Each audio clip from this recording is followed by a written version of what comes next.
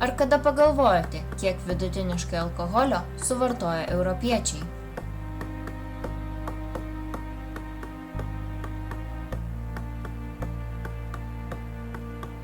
Kadangi alkoholis yra neatsiejama švenčių ir socialinio gyvenimo dalis, dažnai pamirštame, kad tai tokia pat narkotinė medžiaga kaip ir kitos ir mėgavimasis ją vartojimą daro dar pavojingesniu. Žiūrint į statistinius duomenis, akivaizdu, kad Europa turi alkoholio vartojimo problemą.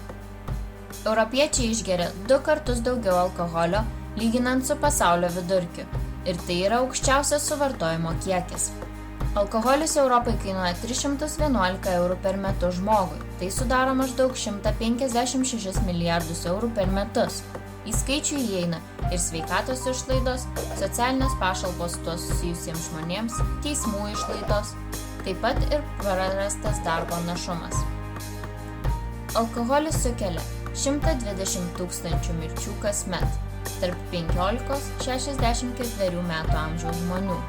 Tai yra viena iš 8 mirčių šiame amžiaus tarpsnyje.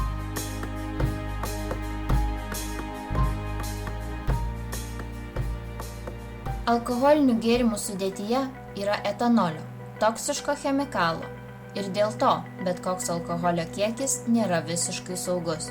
Iš tiesų, mirties rizika dėl su alkoholiu susijusių ligų kyla priklausomai nuo gėrime esančio etanolio kiekio, todėl stiprios išgertuvės ypač kenkia mūsų sveikatai.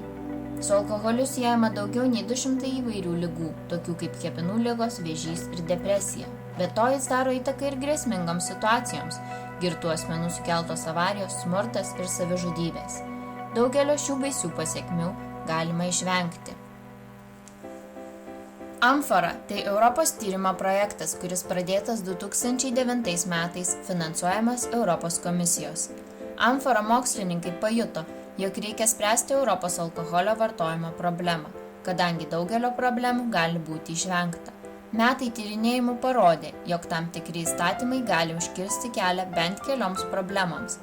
Taigi visos idėjos surinktos ir pateikiamos Amfora manifeste.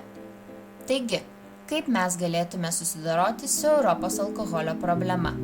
Jei kiekvienas gertų mažiau, europiečiai galėtų būti laimingesni, sveikesni ir turtingesni.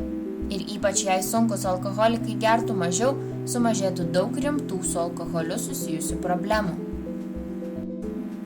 Yra 3 geriausi pirkiniai įstatymų bazei, kurie efektyviai padeda suvartoti mažiau alkoholio. Alkoholio kainos pakėlimas, prieinamumo mažinimas ir reklamos draudimas. Aptarkime kiekvieną iš jų. Kaina. Kai alkoholio kaina kyla, suvartojimo kiekis krenta, kaip ir sukeltų problemų skaičius. Tai galėtų būti padaryta priimant įstatymus numatančius mokesčių kėlimą alkoholiniams gėrimams. Bet įstatymai turi būti taikomi visoms gėrimų rūšims be išimčių. Kitu atveju ši politika nesuveiks. Kai kurios šalys jau dabar bando mažiausią nustatytą kainą už gramą etanolio, kad kenksmingas chemikalas etanolis kainuotų brangiau nei pats gėrimas. Prieinamumas. Jei alkoholio nusipirkti sudėtingiau, mažiau išgėrusių. Įstatymai gali padėti sumažinti alkoholio vartojimo kiekį, mažindami rinką ar darbo valandas, kuriomis parduodamas alkoholis. Netgi alkoholio vitrinų statymas toliau nuo mokėjimo kasų ar įėjimo gali sumažinti nupirkto alkoholio kiekį. Reklama. Kuomet žiūrime alkoholio reklamą ar filmus, kuriuose gausu girtuokliavimo scenų, patys išgeriame daugiau.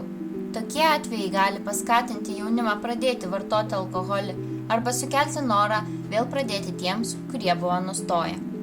Amfora mokslininkai tiki, kad alkoholio produktų reklamos pateikimas turi būti visiškai uždraustas, įskaitant ir internetą bei kitas medijas. Daugelis mokslininkų, specialistų ir piliečių palaikančių Amfora manifestą tiki, kad alkoholio vartojimo ir reklamos įstatymai gali pasikeisti. Pasikeitimas neturi būti sunkus. Yra daug veiksmingų kelių, tačiau 3 geriausi pirkiniai, kuriuos aptarėme šiandien, geriausiai parodo galimą kelią. O geros naujienos yra tokios. Kiekvienas iš tokių pasikeitimų gautų naudos. Turėtume laimingesnę, sveikesnę ir turtingesnę Europos visuomenę.